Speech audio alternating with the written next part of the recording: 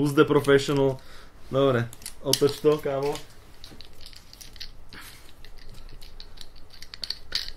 Dobre, idem vrátiť nožik. Moje oko! Srasi! Na zdravie! Na zdravie! Ideš si pripiť? Ty si debil. Na zdravie, Gogoši. Vieš čo? Na GTA 5 a jeho modré oko. Aspoň ti bude ladiť kukošel. Ale je to také liečivé, že mi už zase zorúžovelo. Gogovi, že ma takto pozval na túto sexy GTA 5 premiéru. Ideš. Nebudem ti fajčiť. V 32.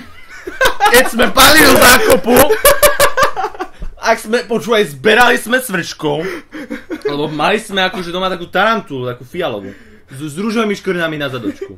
Volali sme ju Fergus. A Fergus miloval čerstvých cvrčkov, takže každý večer sme išli do zákopu zberať tých cvrčkov. Ale Fergus je mŕtvý. A potom som si kúpil GTA 5.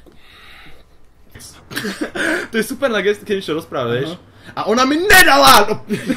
To je skôr biele. Všetci vedia, že rýchlejšie auta sú červené. Ale červené auta majú väčšiu tendenciu nabúrať. Ale sú rýchlejšie. Ale majú väčšiu tendenciu nabúrať. Ako chceš predať, prosím? Ne! Prosím, zober biele. Víte, kvándovia, takto sa rozdielime, to sa rozdielí medzi nami. Zoberiem si značku radšej. Ovládateľné, no. Čo sa mi válaš po kapote? Perfektne z toho hľadám, ty vole. Pozri, čo si spravil s tým autom. Tam sú zvieratá! Stoj, Tam sú zvieratá! Poď sem, srnka!